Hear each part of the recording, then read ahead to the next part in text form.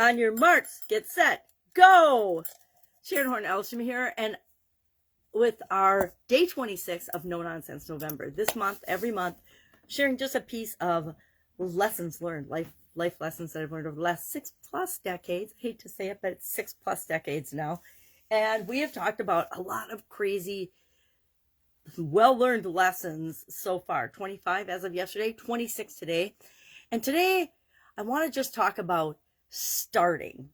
And I thought, start with one, and then I thought, start first. And you know, the first step is always the hardest. I don't know about you, but I learned, I don't know, probably in college or maybe even in high school still, that the hardest thing I had to do, and actually it was reinforced over years and over time, the hardest thing I have to do every single day is to actually get out of bed. That transition from sleep to actually getting out of bed when that alarm clock goes off. How many times do you hit snooze? I used to hit snooze all the time. I used to have to play tricks on myself to get up and wake up and get to class and get to school and get to things on time. I would actually take my clock, and I had one of those wind-up clocks that my parents got me in Japan. So it had to be wound up every night. The alarm had to be set, and it had the most terrible, obnoxious ring on it. It was like, rah! It was super loud. I would set it across my room, and it was one that didn't shut off by itself. So the only way it would stop making that horrible, horrible noise is if I got out of bed and walked across the room and turned it off. And that is how I trained myself to originally wake up in the morning and get up in the morning, because I like sleep and I didn't want to get up in the morning. You know, teenagers, we like to sleep back then. So I learned that starting something is the hardest thing. It's that beginning the race. It's starting a book. You know, have you ever started to read a book and you're like, oh, you got to get into it. And then once you get into it, you get momentum and you just keep going and going and going, and you don't want to put that book down, if it's a great book, of course. Or watching a movie or doing anything, starting a new hobby, doing anything new. The hardest part is just starting and then getting over that initial bump of when you're asking yourself, well, do I really want to do this? You start, and then you get a little bit of success, and you're like, oh, do I want to keep doing this? Maybe we'll talk about momentum tomorrow and to keep going without quitting. I don't think we've talked about quitting yet. I guess I'd have to look. We did talk about don't quit and quitting. Nope, we didn't. So we'll talk about that tomorrow. Yay, we got tomorrow's subject. I'm going to write it down before I forget. But sometimes we think when we start something, that we have to know everything we need to do in order to accomplish something. Say we want to start a business, or we want to start looking for a new job, or we want to start looking for a new relationship. We think we have to do all these things before we can even get started. But the truth is, we just need to take that first step. We need to take one step, one tiny action toward what it is that we want.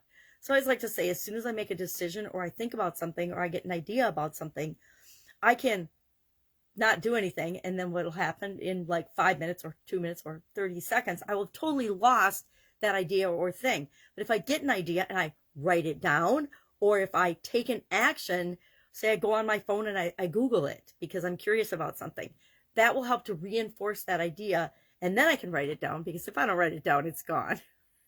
That's just me, because I have ideas and there's opportunities and things coming at us all the time. But I have to start. I have to take a start.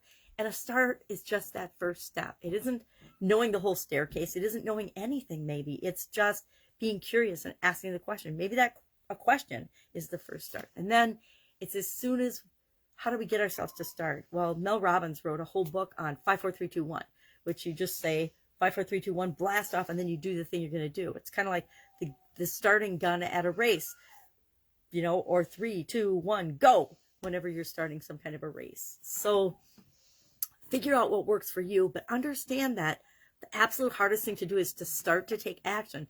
But inertia and an object in motion tends to remain in motion unless acted upon by an equal or opposite force. So once you start, it takes pressure and energy to cause you to stop. So just start now, start small, start doing anything, but make sure it's moving you toward what you want in your life. But just start. Start by hopping out of bed, and start small, right? I like to start new things in a small way, depending on what it is. But a lot of times, new habits, I like to start small. I say, okay, I want to start this new habit. I want to drink more water, right? We all need to drink more water. So I started out by saying, okay, I want to drink more water. So how am I going to drink more water? I got a Post-it note. My dad told me this. He said, get a Post-it note and get a bottle of water or a glass of water, and set it somewhere that you walk by often. And every time you finish a glass of water, fill it up again and then put it next to your pad. And then every time you walk by, you just take a drink. And then when it's empty, fill it up. And before you know it, and then you put a hash mark on the paper every time you drink a glass of water. And before you know it, you're easily and effortlessly drinking your 8 glasses of water or whatever your goal is. And then pretty soon it just becomes a habit. And you don't need to use the Post-it note anymore. And you don't need to necessarily put your water in your path or your walkway for the day. You can just have it on your desk, and as you're making videos, you can drink it. So, any questions about this? Ask, please, please, please ask in the comments below. Otherwise, I will be with you tomorrow with another No Nonsense November. Hey, just go get started, and I will see you tomorrow.